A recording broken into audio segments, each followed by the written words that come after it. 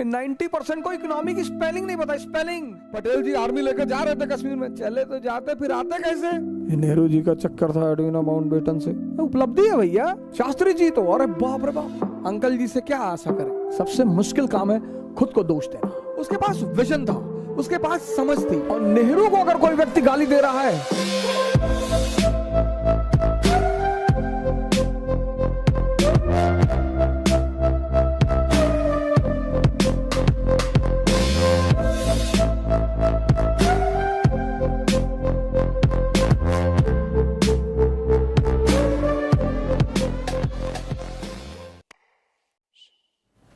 कल मैंने आपको डॉक्टर अंबेडकर की डिग्रियां बताई।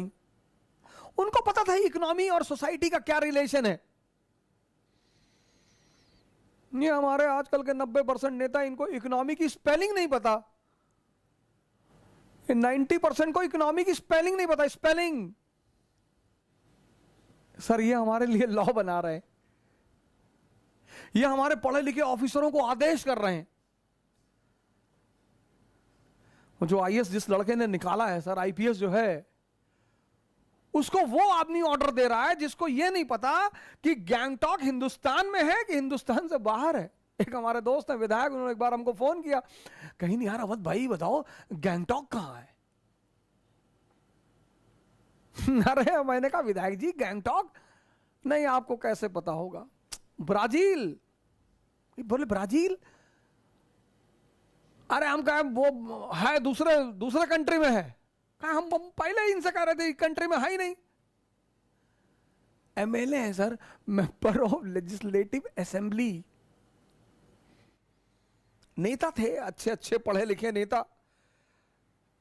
लगभग सारे नेता 1950 के आसपास के जितने भी नेता हैं, सबने किताबें लिखी हैं। नेहरू ने लिखा, मौलाना आजाद ने लिखा, सुभाष चंद्र बोस ने लिखा, अंबेडकर ने लिखा,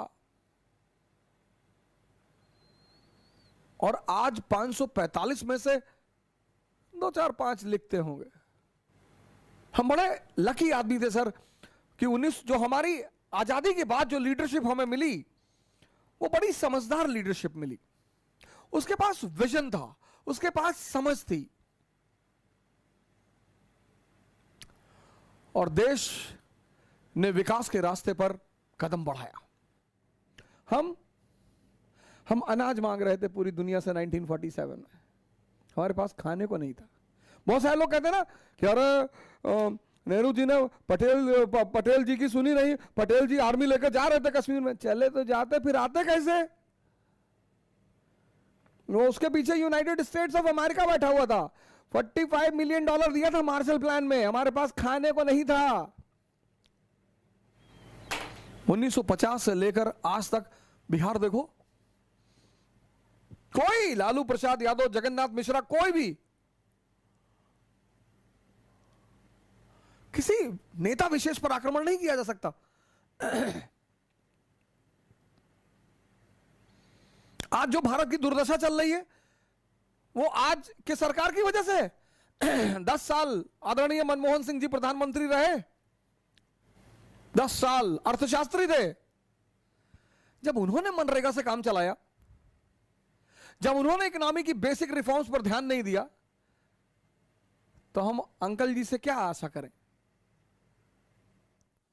जैसे हमारे बहुत सारे भारत के लोग जो नेहरू के बारे में कुछ नहीं जानते, कुछ भी नहीं, वो एडविना माउंटबेटन के बारे में जानते हैं। ये नेहरू जी का चक्कर था एडविना माउंटबेटन से, और एडविना माउंटबेटन के कहने पे जो है उन्होंने कश्मीर दे दिया, सब एडविना ने करवाया था। तुम नेहरू के चौकीदार थे, देख रहे थे। ये भारत की एक आम मानसिकता है। इडियट जो वर्ड है बड़ा प्यारा वर्ड है, बेवकूफ। बेवकूफ मतलब जो दूसरे के जीवन में दखलंदाजी रखे। आप कैसे पता करोगे बेवकूफ है? उसकी बातों से। नॉन अलाइन मूवमेंट बताओ, नहीं बताओ। फर्स्ट प्लान बताओ, 5 ईयर प्लान, नहीं पता। नेहरू की ट्राइबल पॉलिसी बताओ, नहीं पता। लेकिन ये पता है एडवीना माउंटबेटन से रिलेशन है, उपलब्धि है भैया।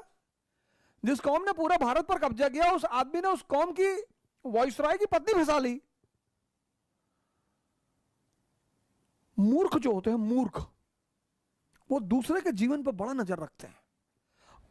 और कौन पार्टी, कौन सा दल, कौन सा नेता पिछले 30 साल नेहरू जी ने किया इस देश के लिए, बहुत किया। ओ महान आदमी शास्त्री जी तो अरे बाप रे बाप, 12,000 रुपए अपनी कार का किस्त नहीं दे पाए शास्त्री जी। और नेहरू को अगर कोई व्यक्ति गाली दे रहा है तो वो ऐतिहासिक मूर्ख है, उससे बहस ही नहीं की जानी चाहिए। जो देश 1947 में कोई मान ही नहीं रहा था कि बचेगा ये देश, शुगर 800, बीपी 200, यूरिक एसिड 20, टेराग्लिसराइड 500, उसी पे निमोनिया, कोरोना, लोग कह रहे थे बचेगा ही नहीं आदमी, ये देश बचेगा ही नहीं। ये स्थिति थी 1947 में भारत की, और वहां से वो आदमी निकाल कर लाया।